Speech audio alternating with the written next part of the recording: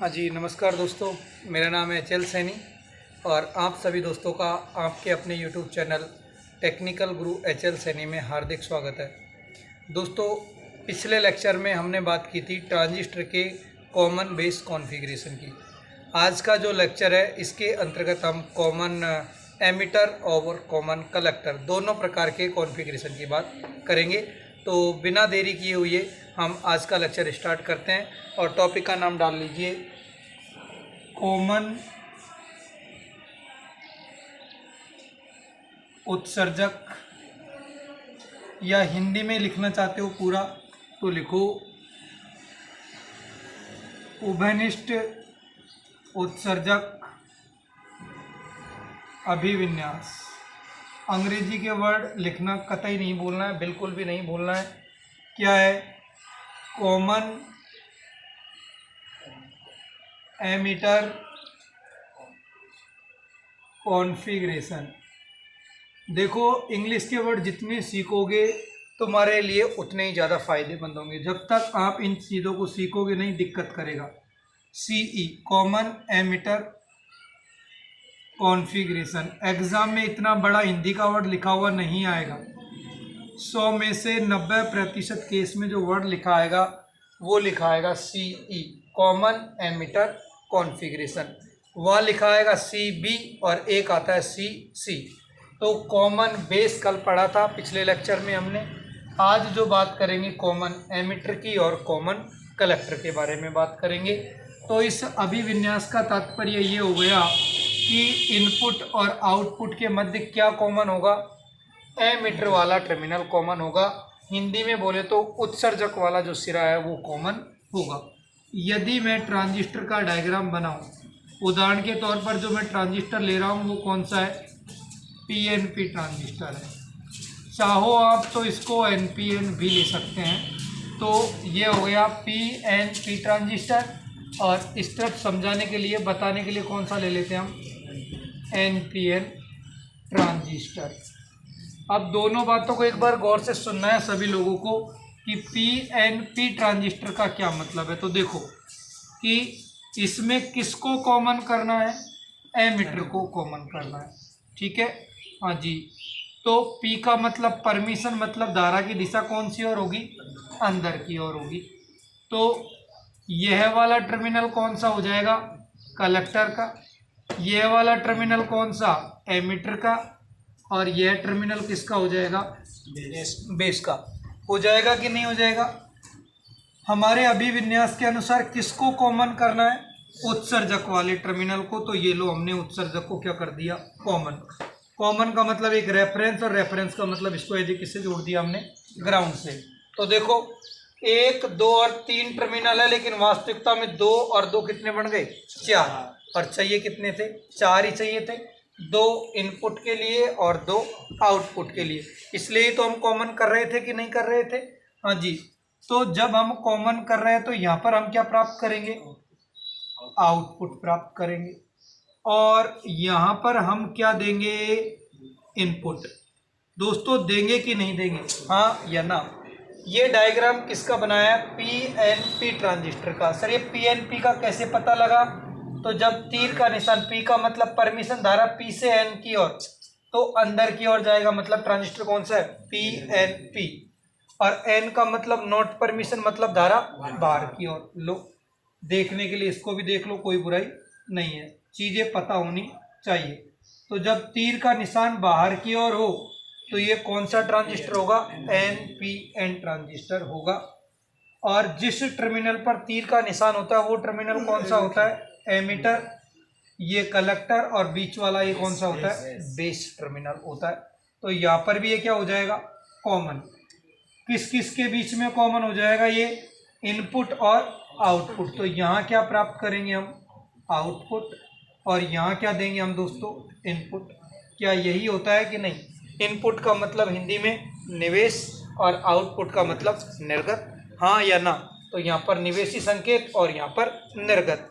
अरे कहीं अपन इन्वेस्टमेंट करते हैं तो भाई कितने का निवेश किया है? इस कंपनी ने 3000 करोड़ का निवेश, मतलब उतना लगाया है, इनपुट दिया है। बोला उससे कितना प्राप्त हुआ, मतलब कितना आउटपुट आ रहा है। तो देखो भाई, मेरी बात को एक बार गौर से, तो यहाँ पर टर्मिनल कॉमन कौन सा है? एमीटर का है। मुझे बताओ हमारे ट्रांजिस्टर में संधि कौन कौन सी होती है? तो जवाब आएगा कि गुरुजी 3 संधि होती है।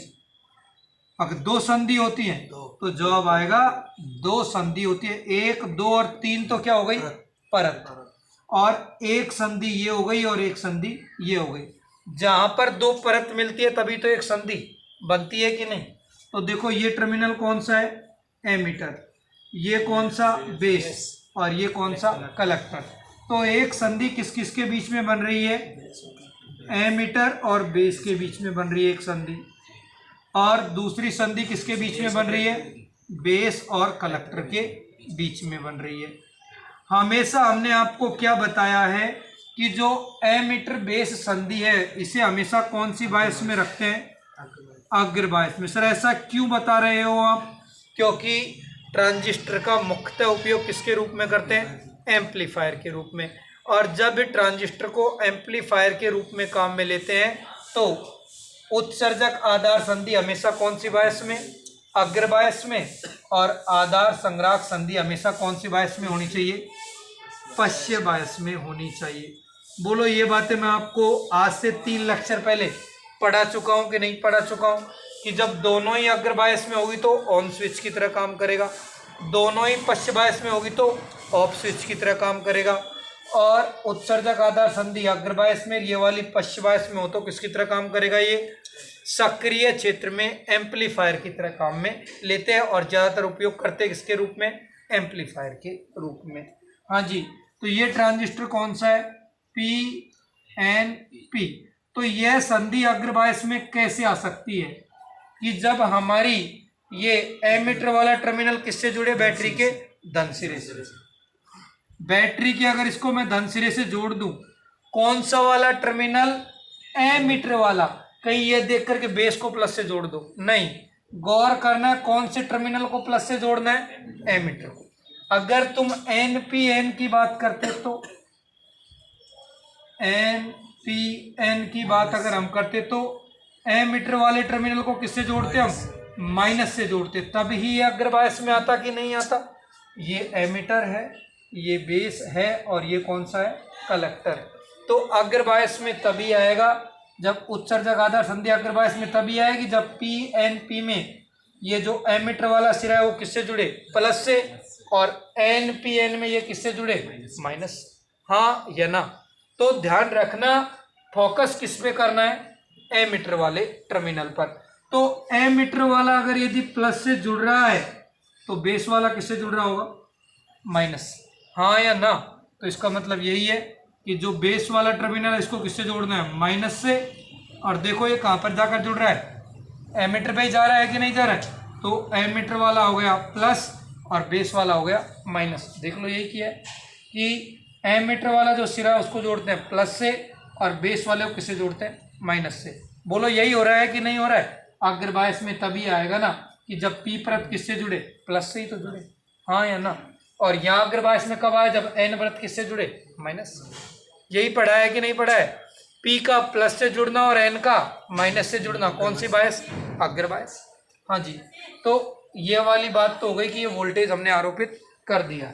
समझाने के लिए बनाया था ये डायग्राम। एक बार इधर देखो, देखो ये छोटी बात अगर क्लियर हो जाएगी ना तो आगे की चीजें हलवा लगेंगी, बिल्कुल ही बच्चों वाला काम है। तो यह वोल्टेज किस किस के बीच में है? B और E के बीच में है कि नहीं है? तो इस वोल्टेज का नाम क्या देंगे? VBE। क्योंकि कॉमन जो है उसको बाद में लिखते हैं, तो B और E के बीच में, तो VB और E। पिछले लेक्चर में हमने बात की थी कि कॉमन क्या था? बेस। तो हर बार हम क्या लिखे थे? VEB लिखे थे कि नहीं लिखे थे? तो जो कॉमन वाला होता है उस टर्मिनल वाले वर्ड को बाद में लिखा जाता। तो अब देखना आगे हम पढ़ेंगे कॉमन कलेक्टर, तो C बाद में लिखा जाएगा, ठीक है ना? हाँ जी, अब बात करते हैं कि यही डायग्राम फिर से दिखा देता हूँ कि ये हो गया हमारा P, ये हो गया N और ये हो गया P। ये कलेक्टर वाला सिरा, ये बेस का, और ये कौन सा है? एमीटर का। तो हमने क्या बोला था कि ये संधि कौन सी है? एमीटर और बेस। कौन सी बायस में होनी चाहिए? फॉरवर्ड बायस में, अग्र बायस में होनी चाहिए। तो अग्र बायस में कैसे होगा कि एमीटर किससे जुड़े? प्लस से, और बेस किससे जुड़े, माइनस से। हो गई ना बात। अब बात कर रहे हैं कौन सी संधि पे फोकस है, अब बेस और कलेक्टर के बीच में। लेकिन हम देख रहे हैं सर बेस और कलेक्टर तो बेस तो कॉमन है ही नहीं, बेस तो अलग रखा हुआ है, हाँ या ना। तो सिर्फ फोकस किस पे करना पड़ेगा, कलेक्टर पे। तो कलेक्टर को पश्चिम बायस में करने के लिए इसको किससे जोड़ना पड़ेगा, बैटरी के ऋण सिरे से जोड़ना पड़ेगा कि नहीं पड़ेगा।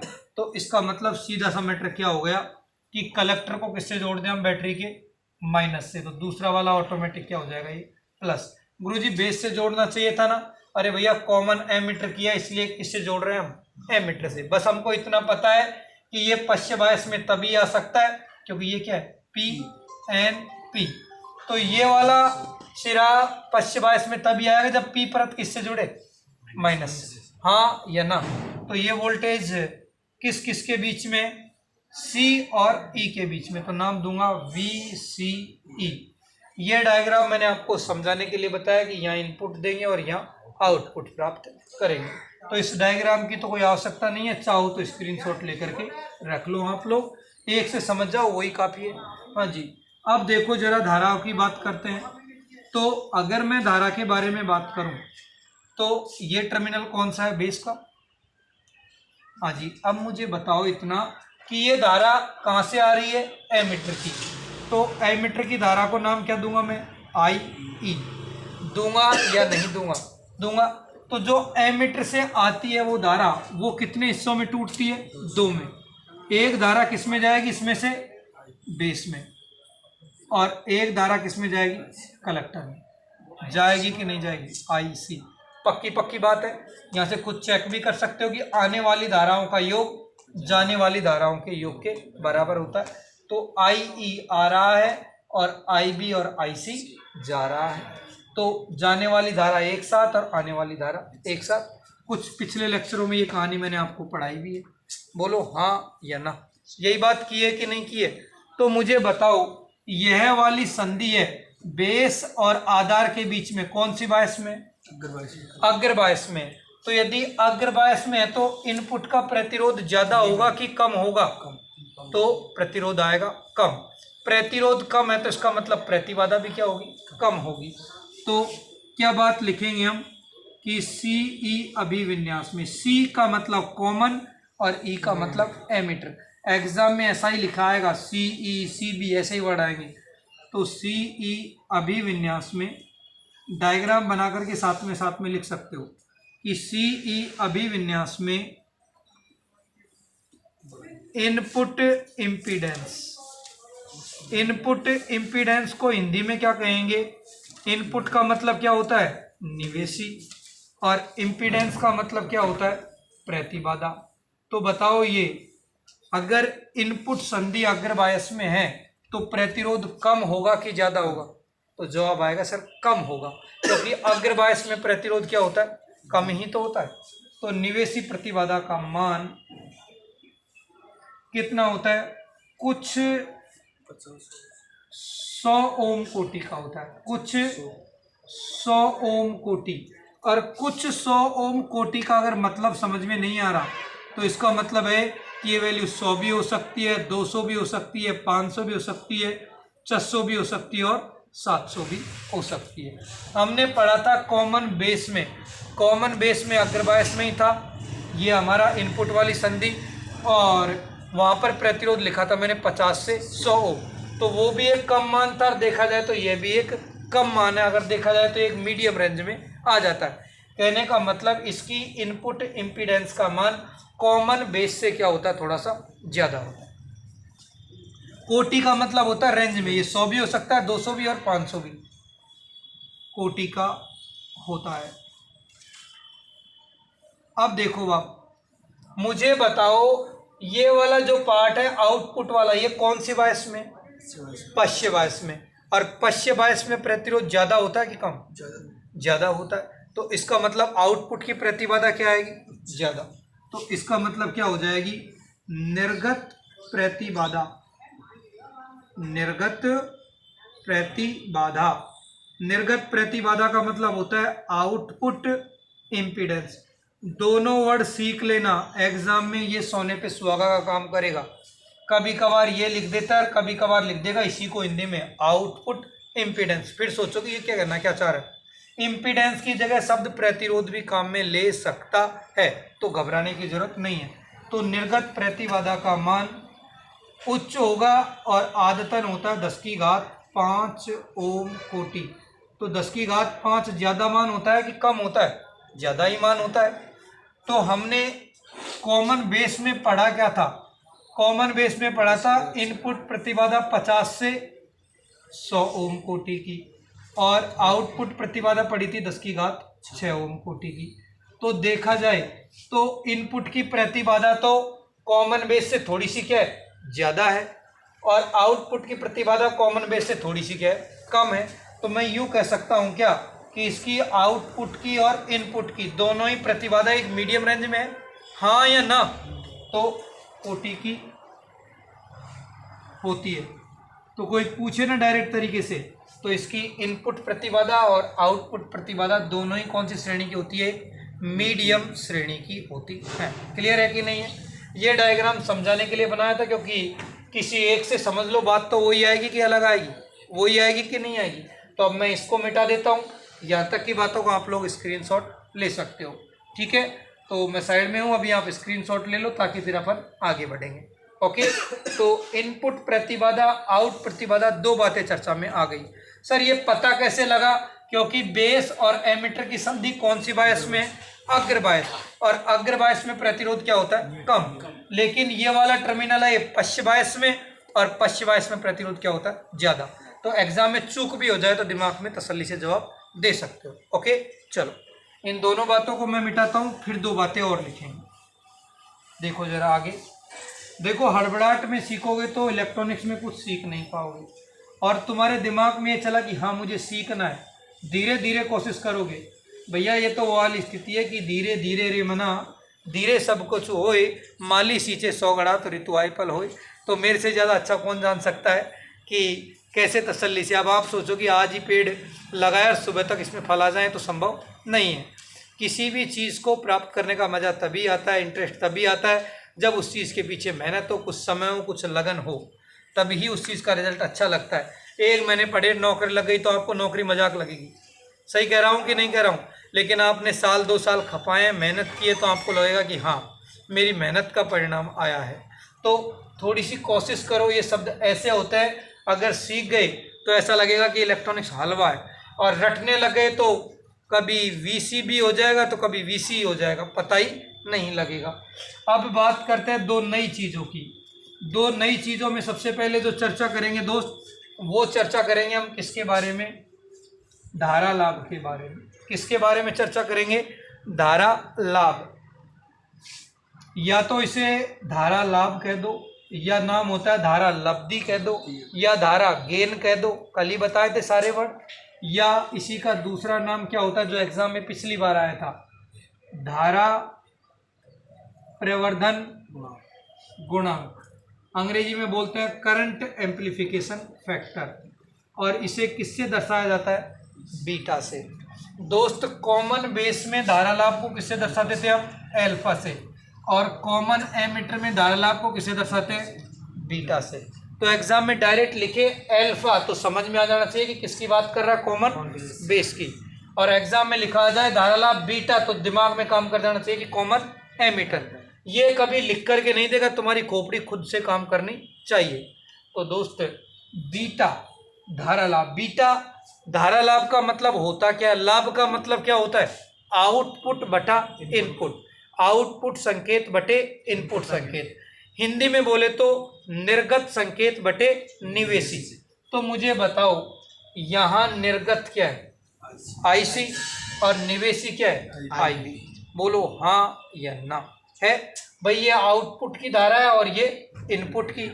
तो लाभ जब भी बात बोलेगा तब होता है आउटपुट बटा इनपुट। तो ये धारा का लाभ है तो आउटपुट धारा बटे इनपुट धारा। तो आउटपुट में कौन सी है? आईसी, और इनपुट में कौन सी है? आईबी। यस या नो? यही बात है कि नहीं है? तो ये हो जाएगा आईसी बटा आईबी।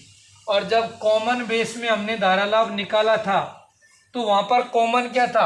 बेस, तो बेस की धारा तो आई नहीं थी, तो कौन सी आई थी? आई सी बटा आई ई आई थी कि नहीं आई? एग्जाम में चूक भी हो जाएगी कि आई सी बटा आई बी है कि आई बी बटा आई सी है। पहला तरीका तो है कि डायग्राम बना लो, तुरंत जवाब आ जाएगा। डायग्राम में भी चूक हो रही है ना, तो दूसरा तरीका यह है कि बोले कॉमन बेस, तो इसका मतलब बेस की धारा नहीं आएगी। कहीं बेस की धारा आ रही है क्या? नहीं आ रही है। ये बोल रहा है कॉमन एमीटर, तो क्या एमीटर की धारा आ रही है क्या? नहीं। तो जो कॉमन होता है उसकी धारा नहीं आती है। किसके अंदर? धारा लाभ के अंदर। तो एग्जाम में चूक भी हो जाए तो निकाल सकते हो। दो तरीके हैं, एक तो डायग्राम है तुम्हारे पास में सोचने के लिए, और दूसरा ये लॉजिक काम कर जाएगा। हाँ जी, अब मैंने आप लोगों को क्या पढ़ाया था कि एमीटर की धारा का मान सबसे ज्यादा, उससे कम किसका होता है? कलेक्टर की धारा का, और सबसे कम कौन सी धारा होती है? बेस की धारा। आदतन मैंने बताया था कि अगर यदि ये वैल्यू 100 है तो ये वैल्यू 1 होगी, लगभग 99 मान ये होगा। तभी तो मैंने कल पिछले लेक्चर में बोला था कि आई ई का मान लगभग किसके बराबर होता है? आई सी के। तो अब मुझे बताओ 99 में 1 का भाग देंगे तो कितना आएगा? 99। कहने का मतलब बहुत ज्यादा मान आएगा कि नहीं आएगा? तो धारा लाभ का मान, बीटा का मान 1 से बहुत अधिक होता है। अगर कोई पूछे कि बीटा की रेंज कितनी होती है, तो आदतन बीटा का मान जो हम रखते हैं वो 20 से 500 के मध्य होता है। ये एक मोटी सी रेंज बताई है मैंने, ठीक है। तो जो धारा लाभ बीटा है इसका मान आदतन 20 से और 500 के मध्य होता है। तो इस बात को आप लिख सकते हो कि धारा लाभ बीटा का मान 1 से अधिक, तो 20 और 500 1 से अधिक ही आते हैं कि नहीं आते हैं? कहीं कंफ्यूज है, गुरुजी को कुछ और लिखा है, तुमने यहाँ 1 से अधिक लिखा है, तो मेरे हिसाब से 20 बड़ा ही होता है 1 से, तो कुछ गलत तो नहीं लिख रहा हूँ। तो 1 से अधिक, और 1 से अधिक में भी रेंज लिखना चाहो तो 20 से 500। जब आगे पढ़ेंगे तो इसकी भी अलग अलग श्रेणी है। 20 से 50 में अलग होता है, 50 में 200 अलग होता है, और 200 से 1000 और 200 से 500 अलग होता है। तो 1 से अधिक होता है। कोई गलती से धारा लाभ का मात्रक मत बना देना। क्यों? ऊपर भी धारा नीचे भी धारा, तो मात्रक कट जाएगा, कोई मात्रक थोड़ी आता है। तो ध्यान रखना, न तो धारा लाभ का कोई मात्रक है, ना ही वोल्टेज लाभ का कोई मात्रक है, और ना ही शक्ति लाभ का कोई मात्रक है। ओके, हाँ जी। अब बात करते हैं कि इसका धारा लाभ 1 से क्या आ रहा था? ज्यादा। लेकिन जब हमने बात की थी कॉमन बेस की, तो उसमें धारा लाभ क्या आ रहा था? 0.9 से 0.99। तो देखा जाए तो धारा लाभ का मान लगभग कितना आ रहा था? 1 के बराबर। ये याद दिलाने के लिए लिख रहा हूं ताकि आपको पुरानी बातें याद आती रहे कि पिछले वाले में क्या पढ़ा था, इसमें हम क्या पढ़ रहे हैं, क्योंकि तभी तो आइडिया लगेगा कि हम क्या पढ़ रहे हैं और क्या नहीं पढ़ रहे हैं। तो वहां लगभग 1 था, तो धारा लाभ 1 होने का मतलब क्या है? जितना दे रहे हैं लगभग उतना ही आ रहा है। इसलिए मैंने बोला था कि कॉमन बेस अभिविन्यास का उपयोग हम करंट बफर के रूप में करते हैं। धारा और बफर का मतलब वैसे के वैसे बनाए रखना। तो 0.9 से 0.99 मतलब 1 के समीप ही है, तो जितना दे रहे हैं उतना का उतना ही बना के रख रहा है कि नहीं रख रहा है? क्या ये करंट बफर है क्या? क्या कॉमन एमीटर करंट बफर हो सकता है क्या? नहीं। देखो साहब, ये तो 20 गुना 500 गुना कर रहा है। तो बफर का मतलब होता है जितना देते हैं उतना का उतना बनाए रखना। खासकर तुमने लॉजिक गेट में मैंने पढ़ाया था बफर लॉजिक गेट, और बफर लॉजिक का मतलब होता है 0 देंगे तो 0 ही रखेगा और 1 देंगे तो 1 ही रखेगा। मतलब ये खुद के मन से बदलने वाला कुछ भी नहीं है, यह किसी प्रकार का कोई बदलाव नहीं करता है, ठीक है ना। इसलिए मैंने कॉमन बेस को क्या नाम दिया था? Current buffer. ओके, तो वहाँ धारा लाभ का मान 1 से कम होता है, वोल्टेज लाभ का मान 1 से ज़्यादा होता है। लेकिन दोस्तों, कॉमन एमीटर कॉन्फ़िगरेशन एक ऐसा कॉन्फ़िगरेशन है, एक ऐसा भी विन्यास है जिसमें धारा लाभ भी 1 से ज़्यादा होता है और वोल्टेज लाभ भी 1 से ज़्यादा। तो दोस्त, अगर धारा लाभ 1 से ज़्यादा है और वोल्टेज लाभ 1 से ज़्यादा है, तो शक्ति लाभ भी 1 से ज़्यादा ही होगा कि नहीं होगा? हाँ या ना? अरे शक्ति होती क्या है? वोल्टेज गुणा धारा। अगर नहीं समझ में आया तो देख लो, चाहे धारा लाभ का मतलब क्या है? आउटपुट धारा बटे इनपुट धारा, हाँ या ना? वोल्टेज लाभ का मतलब क्या हो जाएगा? आउटपुट वोल्टेज बटे इनपुट वोल्टेज। अब मुझे बताओ वोल्टेज गुणा धारा क्या हो जाएगा, आउटपुट शक्ति, और ये क्या हो जाएगी, इनपुट शक्ति। तो ये कहलाएगा क्या, शक्ति लाभ। तो दोस्त अकेला केवल यह एक ऐसा ट्रांजिस्टर है जिसका धारा लाभ भी एक से ज्यादा, वोल्टेज लाभ भी एक से ज्यादा और शक्ति लाभ भी एक से ज्यादा होता है। यही कारण है कि कॉमन एमिटर कॉन्फ़िगरेशन का उपयोग हम किस में करते हैं, एम्पलीफायर में करते हैं। एग्जाम में 20, 50, 100 बार आ गया होगा। टेक्निकल हेल्पर 2018 में पूछा था कि ऐसा कौन सा अभिविन्यास है जिसका उपयोग सबसे अधिक एम्पलीफायर के रूप में किया जाता है। तो कॉमन एमिटर कॉन्फ़िगरेशन का उपयोग सबसे अधिक किसके रूप में करते हैं, एम्पलीफायर के रूप में। कोई पूछे कि ऐसा क्यों है, क्योंकि इसका धारा लाभ, वोल्टेज लाभ और शक्ति लाभ तीनों ही एक से क्या होते हैं, अधिक होते हैं। क्लियर है कि नहीं है। तो इस स्टेटमेंट को भी लिखें, बहुत ज़्यादा उपयोगी एग्जाम पॉइंट ऑफ व्यू से। लिखो इस लाइन को भी। हाँ जी, सीई अभिविन्यास का, सीई अभिविन्यास का धारा लाभ कॉमा वोल्टेज लाभ तथा शक्ति लाभ, तीनों ही तो हो गए, शक्ति लाभ, वोल्टेज लाभ और धारा लाभ, तीन हो गए कि नहीं हो गए। तीनों का मान एक से अधिक होता है, अधिक होता है। यही कारण है कि कॉमन एमिटर अभिविन्यास का उपयोग सबसे अधिक एम्पलीफायर के रूप में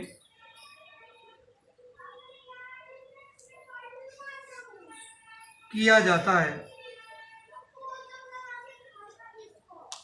क्या बोला इसने कि धारा लाभ एक से ज़्यादा, वोल्टेज लाभ एक से ज़्यादा और शक्ति लाभ एक से ज़्यादा होता है, इसलिए ही कॉमन एमिटर कॉन्फ़िगरेशन का उपयोग सबसे अधिक किसके रूप में करते हैं, एम्पलीफायर के रूप में। तो एग्जाम में पूछे कि एम्पलीफायर के रूप में कौन सा भी विन्यास काम में लेता है, तो आंख बंद करना और डायरेक्ट कॉमन एमिटर सीई अभिविन्यास का उपयोग सबसे अधिक करते हैं।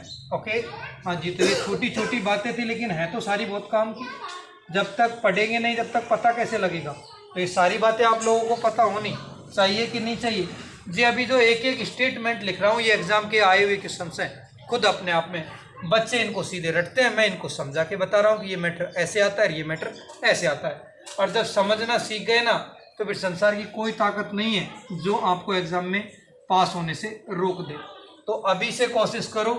इलेक्ट्रॉनिक्स एक ऐसा सब्जेक्ट है जिसको तुम जितनी मेहनत करोगे उतना अच्छा होगा। और बाद में जैसे जीके है, तुमको उसको मत पढ़ो, ऐसे लगे कि हे भगवान क्या पढ़ रहे हैं, नहीं समझ में आएगी। महीने भर 15-20 दिन स्ट्रगल करो, कोशिश करो, फिर लगेगा कि ऑल इज वेल। हाँ, कुछ आने लगी है।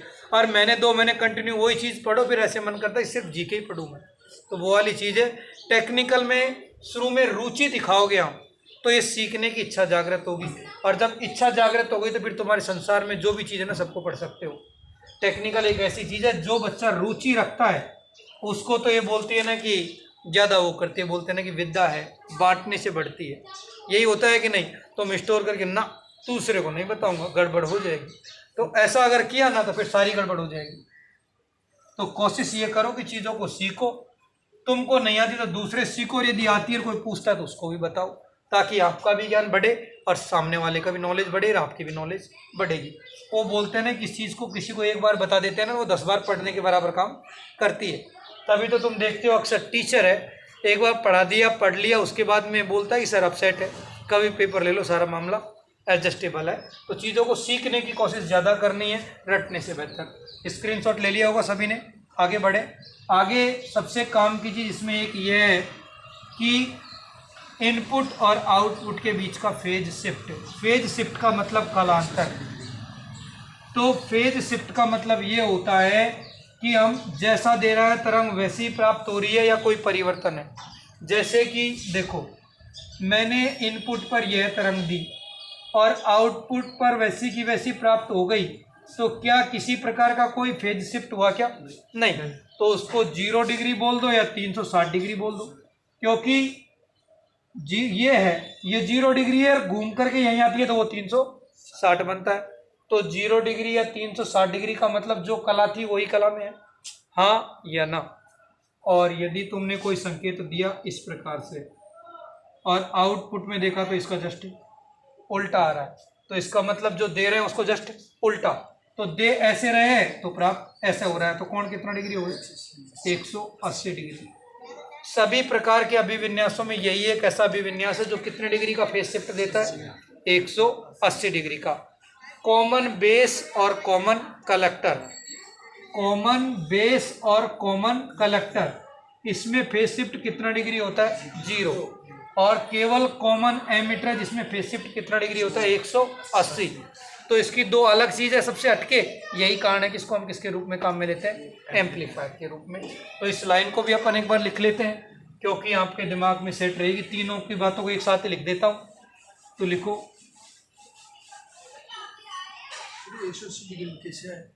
180 डिग्री का फेज शिफ्ट का मतलब है कि जो भी सिग्नल दे रहे हैं इसको ये इन्वर्ट कर रहा है, जो भी सिग्नल देते हैं उसको उल्टा कर देता है। कौन? Common emitter. और इसकी अगर वर्किंग देखोगे तो, और जब डायग्राम बनाते हो ना तो अंत में यही पता लगता है। अब यहाँ वर्किंग समझा नहीं सकता हूँ, नहीं तो वास्तव में यहाँ देते हो ना वो संकेत सीधा उल्टा होकर के नजर आता है, इसलिए आपके इस तरफ हम सीधा बोल देते हैं कि 180 डिग्री का फेज शिफ्ट देता। हाँ जी, तो लिखो इस बात को। और जब इसकी तुम गणना करते हो, कैलकुलेशन करते हो ना, तब भी उस कैलकुलेशन में आगे माइनस आता है, और माइनस का मतलब ही होता है 180 डिग्री का फेज शिफ्ट प्रदान करना। ओके, हाँ जी, तो लिखो सीई अभिविन्यास में। सीई मैं इसलिए बोल रहा हूं कि बार बार अगर तुम सीई सुनोगे तो एग्जाम में जब सीई आएगा तो कंफ्यूज नहीं होगे। सीई का मतलब है कॉमन एमिटर, ठीक है ना। तो सीई अभिविन्यास में 180 डिग्री का फेज शिफ्ट। फेज शिफ्ट मतलब कला में शिफ्ट या कलांतर। फेज शिफ्ट का मतलब होता है कलांतर। 180 डिग्री का फेज शिफ्ट, और फेज शिफ्ट का मतलब जैसे दे रहा है उसको जस्ट क्या कर देता है? उल्टा। फेज शिफ्ट प्राप्त होता है जबकि सी बी का मतलब कॉमन बेस तथा सी सी मतलब कॉमन कलेक्टर अभिविन्यास में 0 डिग्री बोल दो या 360 डिग्री बोल दो, एक ही बात है कि नहीं है। 0 डिग्री का फेज शिफ्ट प्राप्त होता है।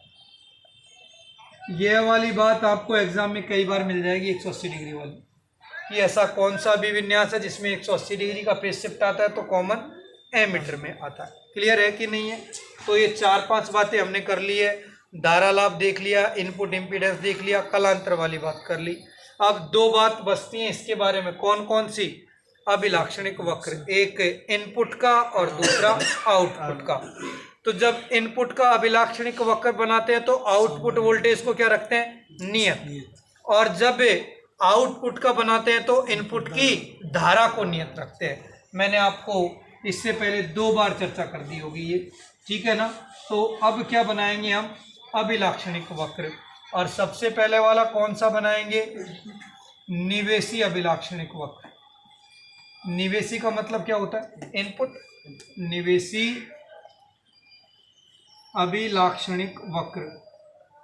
अभिलाक्षणिक वक्र का मैंने क्वेश्चन परसों परले दिन वाले पिछले लेक्चर में कराया था।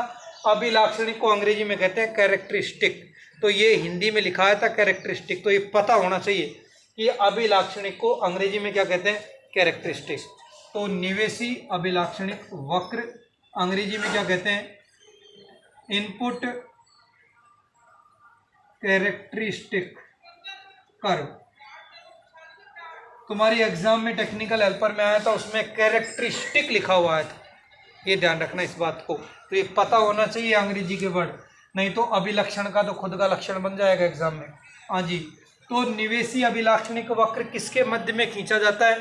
तो इनपुट की धारा और इनपुट का ही वोल्टेज। तो मुझे बताओ इनपुट की धारा कौन सी है? IB, और इनपुट का वोल्टेज क्या है? VBE। तो इनपुट धारा और इनपुट वोल्टेज के मध्य में खींचा जाएगा, लेकिन किसको नियत रखेंगे? आउटपुट के वोल्टेज को। और आउटपुट का वोल्टेज क्या है? VCE के मान को क्या रखेंगे? नियत। तो निवेशी अभिलाक्षणिक वक्र किस किस के बीच में? IB वर्सेज, बोलते हैं ना कि इंडिया वर्सेज पाकिस्तान, तो इन दोनों के मध्य, बोलते हैं ना कि भारत और इंग्लैंड के मध्य। V/S का मतलब वर्सेज, दोनों के मध्य। ऐसा गड़बड़ मत कर देना, VS का मतलब कुछ और समझ लो। VS का मतलब वास्ट सर्विस मत समझ लेना, जो अक्सर मोबाइल में एक्टिवेट होती है ना। तो IB मतलब इनपुट धारा और इनपुट वोल्टेज कौन सा है? VBE के मध्य खींचा जाता है। और किसके मान को नियत रखते हैं? तो आउटपुट वोल्टेज VCE का मान क्या रहना चाहिए? नियत। अब मुझे बताओ, जो हमारा बेस और एमीटर की संधि है कौन सी बायस में? अग्रबायस में। तो इसका ग्राफ कैसा आना चाहिए? जो हमारा सामान्य डायोड है उसके जैसा ही आएगा कि नहीं आएगा? क्योंकि डायोड अग्रबायस में ऐसे ही बनाता है, तो इसका वक्र भी ऐसा ही आएगा कि नहीं? तो VCE के अलग अलग मान के लिए इसका ग्राफ अलग अलग दिखेगा कि नहीं, लेकिन बनेगा तो हमारे डायोड जैसा ही। भाई इसका मान अलग होगा तो ग्राफ अलग दिखेगा, अगर एक है तो ये अलग, दो होगा तो अलग, तीन होगा तो अलग। तो ये ग्राफ किसके बीच में? इनपुट धारा और इनपुट वोल्टेज के मध्य खींचा जाता है, लेकिन किसके मान को नियत रखते हैं? तो VCE के मान को नियत रखते हैं।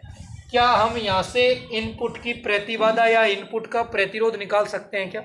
बिल्कुल निकाल सकते हैं।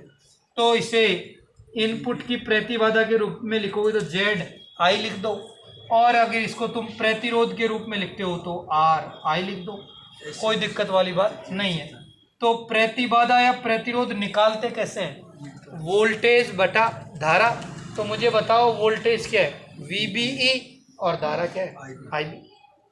भाई R बराबर V/I होता है ना, तो V का मान कितना दे रखा है? VBE, और इसका नाम क्या है? IB।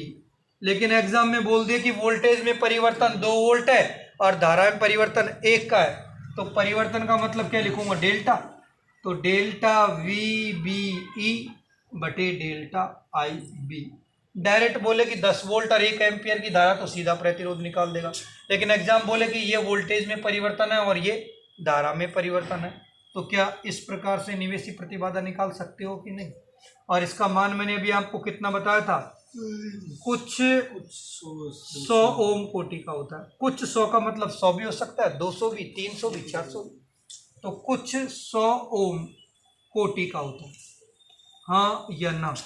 ये अभिलाक्षणिक वक्र कॉमन बेस का अगर याद नहीं भी रहे तो कोई बात नहीं, लेकिन एग्जाम में कॉमन एमीटर का तो पूछता ही पूछता है। तो ये ग्राफ आपको पता होना चाहिए कि निवेशी अभिलाक्षणिक वक्र खींचते किस किस के मध्य में है? तो निवेशी धारा IB और निवेशी वोल्टेज VBE के मध्य खींचते हैं। इस दौरान निर्गत वोल्टेज VCE के मान को क्या रखते हैं? नियत। तो ये जो सब चीज निकाल रहे तब किसके मान को नियत रख रहे हैं? तो VCE के मान को क्या रखते हैं? नियत रखते हैं। तो सभी लोग इन बातों का एक बार स्क्रीनशॉट ले ले। तो देख रहे हो सारी बातें किससे निकल रही है? इससे, डायग्राम से। तो समस्या की जड़ कौन है? डायग्राम। अगर डायग्राम पता है तो तुम्हारे मन में है जो निकाल लो, और डायग्राम पता नहीं है तो फिर कुछ भी निकाल नहीं पाओगे। तो मेरे प्यारे दोस्त, ये चीज़ें हैं जो कॉमन है, पता आपको नहीं होती, अक्सर आप पढ़ते ही नहीं हो। यहाँ तक पहुँचना तो दूर की बात है, अभिविन्यास अल्फा बीटा करके और गुरुजी बोल देते कि जय श्री राधे, अगली बार मिलते हैं। तो ये राधे राधे हो जाता, फिर एग्जाम में क्वेश्चन पूछ बैठता है ना तब। और अब के पेपरों को उठा करके देख लो, आपको ये चीज़ें मिलेंगी। मैं पहले भी कह चुका हूँ कि मैं उतना ही पढ़ाता हूँ जितनी एग्जाम की दृष्टि से उपयोगी होता है। मैं आपको पीएचडी कराने के विचार में कभी भी नहीं रहता हूँ। मेरा उद्देश्य नहीं है कि मैं आपको 5 महीने तक सिर्फ इलेक्ट्रॉनिक्स ही पढ़ाऊँ। मैं इलेक्ट्रॉनिक्स उतनी पढ़ाऊँगा कि तुम्हारे एग्जाम का काम हो जाएगा। कहने का मतलब सांप भी मर जाए और लाठी भी ना टूटे, पेपर भी पास हो जाए, अनावश्यक ज़्यादा कचरा भी पढ़ना ना पड़े। तो सेलेक्टेड चीज़ें पढ़ते हैं जो एग्जाम के लिए जरूरी है। स्क्रीनशॉट ले लिया होगा। कौन सा बनाते हैं हम? निर्गत अभिलाक्षणिक वक्र। ठीक है, चलो चीज़ों को साथ के साथ में डू नोट करते रहो। और जो दोस्तों ने वो ऐप पर कोर्स खरीदा था और उनकी क्लासें नहीं हो रही, उसका मतलब उनकी क्लासें कहाँ हो रही है? यूट्यूब पर हो रही हैं। कोचिंग वालों के बीच में अपने ऐसे ही चल रहा है, तो 36 का आंकड़ा है वैसे भी, तो आराम से यहाँ पढ़ो, कोई दिक्कत वाली बात नहीं है। निर्गत अभिलाक्षणिक वक्र, यह है आपका नुकसान नहीं होना चाहिए। हमारे आपसी मतभेद की वजह से बच्चों का नुकसान नहीं होना चाहिए, इसलिए मैं आपकी रेगुलर क्लास यूट्यूब पर ले रहा हूँ। तो किसी को फिर भी कोई इश्यू रहे तो मेरे पर्सनल नंबर आप सभी को पता है, उस पर आप मैसेज या कॉल कर सकते हो। तो निर्गत अभिलाक्षणिक वक्र का मतलब क्या होता है? आउटपुट कैरेक्टरिस्टिक कर्व, ठीक है ना। तो निर्गत अभिलाक्षणिक वक्र आउटपुट कैरेक्टरिस्टिक कर्व। तो आउटपुट का मतलब निर्गत, तो ये किसके बीच में खींचा जाएगा? निर्गत धारा और निर्गत वोल्टेज के बीच में। निवेशी वाला किसके बीच में खींचा था? इनपुट धारा और इनपुट वोल्टेज के बीच में। तो ये किसके बीच में आएगा? आउटपुट धारा और आउटपुट वोल्टेज के बीच में। जरा सभी लोग एक बार कमेंट सेक्शन में कमेंट करके दिखाएं कि बताओ यहाँ पर निर्गत धारा कौन सी है। तो जवाब आएगा IC। और निर्गत वोल्टेज कौन सा है? तो VCE। तो जब निर्गत अभिलाक्षणिक वक्र बनाते हैं तो किसको नियत रखते हैं? इनपुट धारा, और इनपुट धारा कौन सी है? IB। तो निर्गत अभिलाक्षणिक वक्र किस किस के बीच में खींचा जाता है? तो निर्गत धारा IC versus India versus Pakistan वाली स्थिति है ना, VCE के मध्य। लेकिन इस दौरान किसके मान को नियत रखते हैं? इनपुट धारा के मान को क्या रखते हैं? नियत। दो बात नोट कर लो दिमाग में कि जब आउटपुट का विशेषता वक्र रखते हैं तो इनपुट की धारा नियत रहती है, और जब इनपुट का विशेषता वक्र बनाते हैं तो आउटपुट का वोल्टेज नियत रहता है। ध्यान रखना, आउटपुट का बनाएंगे तब इनपुट की धारा, और इनपुट का बनाएंगे तब आउटपुट का वोल्टेज नियत रहता है। क्लियर है? हाँ जी। और इसका ग्राफ अगर तुम बनाओगे दोस्त, तो ये ग्राफ कुछ इस प्रकार से आता है कि ये हो गया तुम्हारे पास में IC, और ये क्या हो गया? VCE।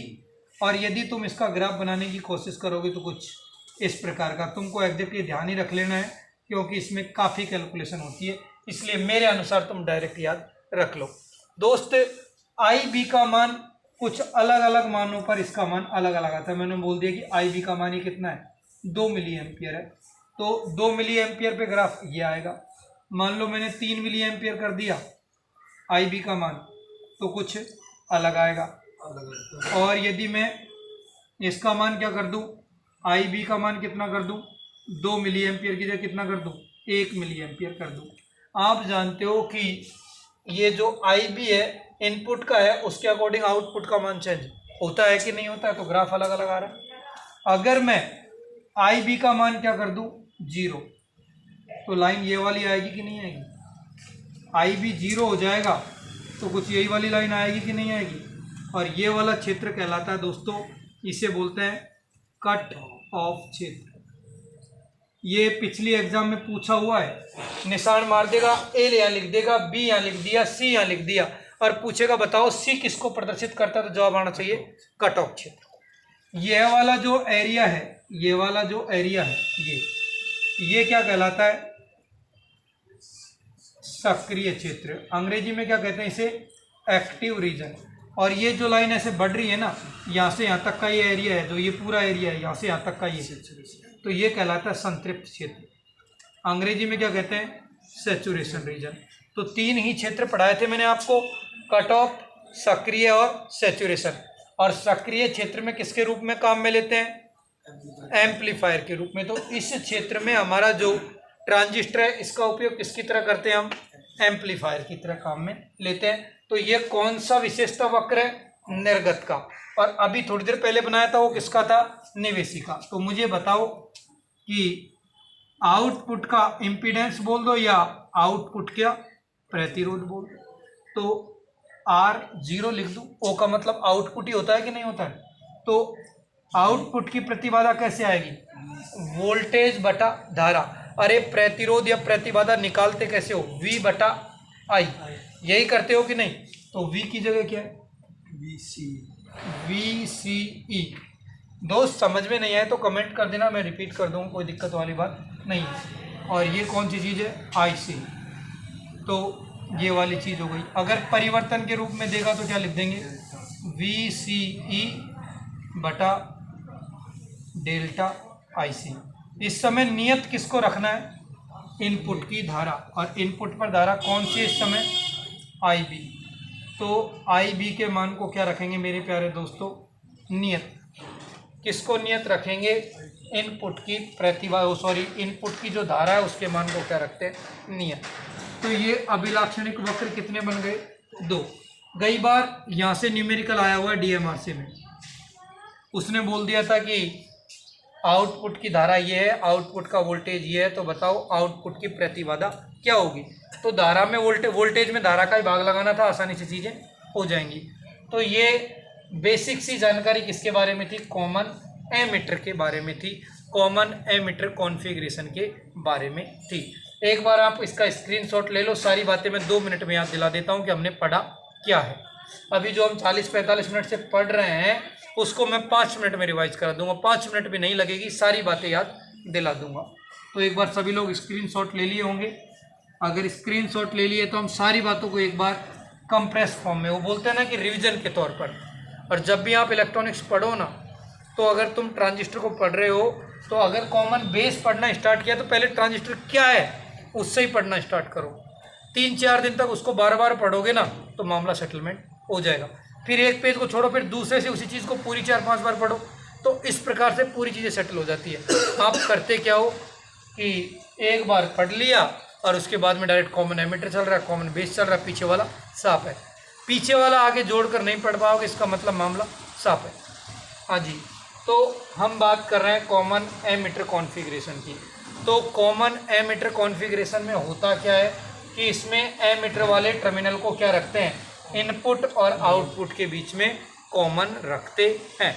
और बेस एमीटर को संधि को कौन सी बायस में, अग्र बायस में, और बेस कलेक्टर संधि को पश्चिम बायस में रखते हैं।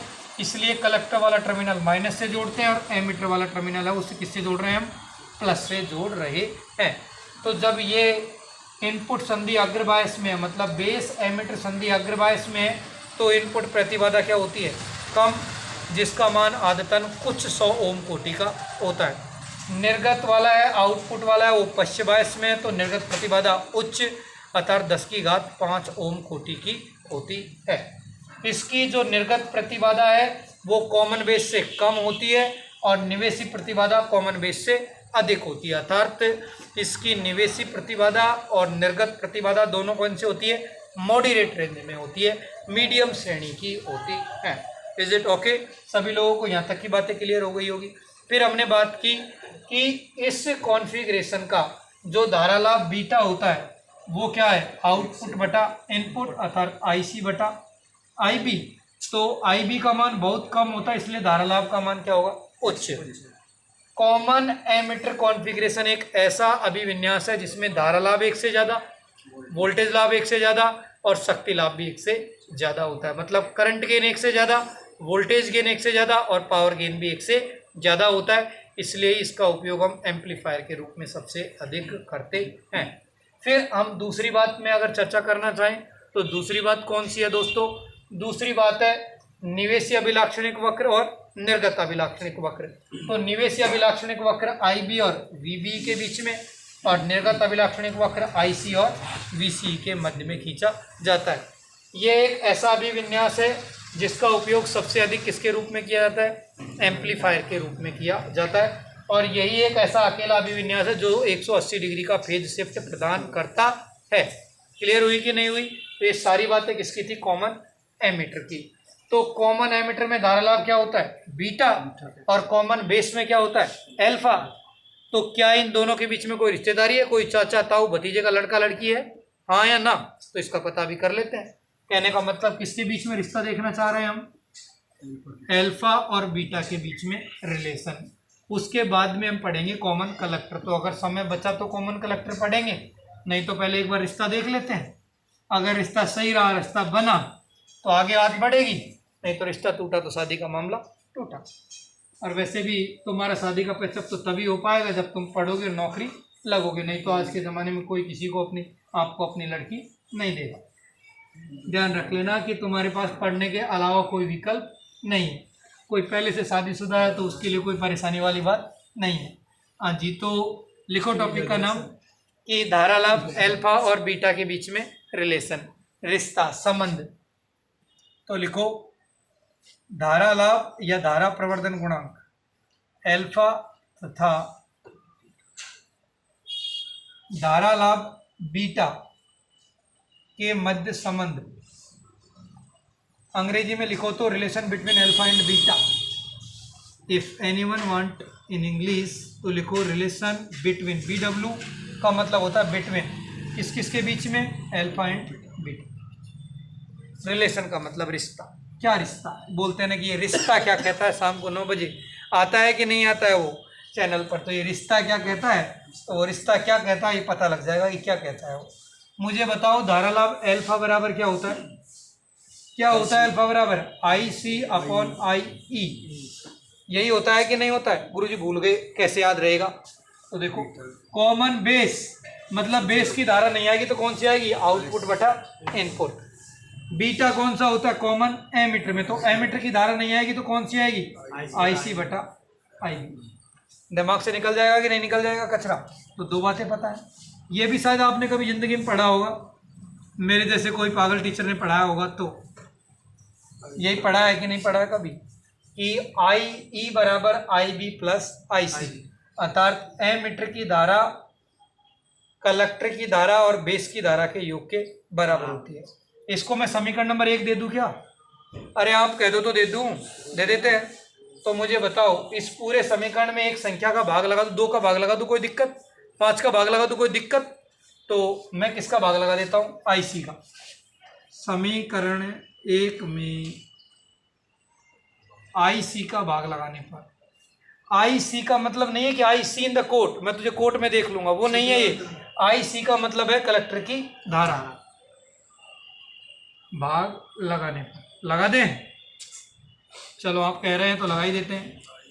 IE बटा IC, IB बटा IC, और ये क्या हो जाएगा? IC बटा IC। हाँ या ना, यही बात है कि नहीं है? तो IC में IC का भाग लगाएंगे तो कितना आएगा? 1। चलो इसका तो रिश्ता पूरा हो गया। अब मुझे बताओ IB बटा IC कुछ होता है क्या? होता है। इधर देख लो कि IC बटा IB होता है बीटा। अगर मैं इसको उल्टा करूं 1 बटा बीटा का मतलब क्या हो जाएगा? IB बटा IC। अरे इसको उल्टा करूंगा तो ये भी तो उल्टा होगा ना। और देख लो, अरे उल्टा का मतलब B वाला ऊपर और C वाला नीचे, तो ये भी नीचे आएगा तो 1/बीटा। तो IB बटा IC की जगह क्या लिख दूँ? 1 बटा बीटा लिख सकता हूँ क्या? तो 1 बटा बीटा। इसको भी ऐसे लिखा जा सकता है क्या? IE बटा IC, तो 1 बटा अल्फा। हाँ जी, कॉमन ले लें, दोनों में कॉमन क्या आ रहा है? बीटा। तो यहाँ कितना आएगा? 1, और बीटा गुणा 1 करूँगा तो बीटा। हाँ जी, उल्टा कर दे। उल्टा करेंगे तो ये ऊपर ये नीचे, और ये ऊपर और ये नीचे। हाँ जी गुरुजी, पता नहीं किसको ऊपर कर रहे हैं और किसको नीचे कर रहे हैं, समझ में नहीं आ रही बात। तो इसको उल्टा करेंगे तो 1 नीचे आएगा कि नहीं आएगा? तो 1 का भाग लगाने का कोई मतलब नहीं है। ये क्या हो जाएगा? बीटा बटे 1 प्लस बीटा। तो आप भी जान रहे हो कि बीटा मतलब बेटा। अब बेटा कुछ जुड़ेगा तभी तो बाप बनेगा।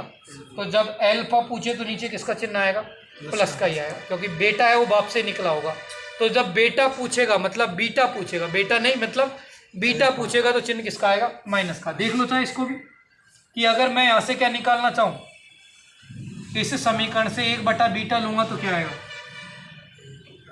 1 बटा अल्फा, और इसको इस तरफ लेकर के आऊँगा तो किसका? माइनस का आएगा कि नहीं? अरे इसका पक्षांतरण किया तो ये इस तरफ जाएगा तो माइनस का, प्लस वाली संख्या इस तरफ जाएगी तो माइनस की। तो 1/बीटा बराबर क्या हो जाएगा, अल्फा कॉमन आएगा तो ये 1 हो जाएगा और ये क्या हो जाएगा अल्फा। तो ज्ञात करेंगे तो उल्टा करेंगे तो ये क्या हो जाएगा अल्फा 1 माइनस अल्फा। तो तुम देख रहे हो कि बीटा है वो, बीटा मतलब बेटा, और बेटा बाप में से निकलेगा तो घटकर ही आएगा कि नहीं आएगा।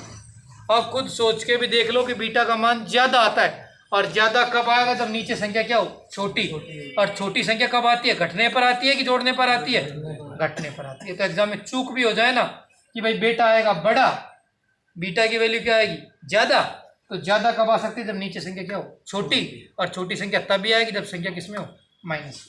इन दोनों से एग्जाम में न्यूमेरिकल आता ही आता है, अल्फा और बीटा से। आगे वाले लेक्चर में हम चर्चा करेंगे गामा की, और फिर बताएंगे कि गामा अल्फा और बीटा के बीच में रिश्ता क्या होता है। तो इस लेक्चर के लिए तो केवल इतना ही रख लेते हैं, थोड़ा ज़्यादा हो जाएगा और डोज तुम्हारे लिए भारी पड़ जाएगा। तो जो लोग आज पहली बार चैनल पे हैं उन सभी से रिक्वेस्ट है कि एक बार चैनल को क्या कर लें सब्सक्राइब, और इस दोस्तों ये जो वीडियो इसको अपने दोस्तों में क्या कर दो शेयर कर दीजिए, और पसंद आए तो लाइक करो और नहीं पसंद आए तो डिसलाइक करो, नो प्रॉब्लम एट ऑल। ठीक है, इस लेक्चर के लिए तो केवल इतना ही। सुनने के लिए थैंक यू।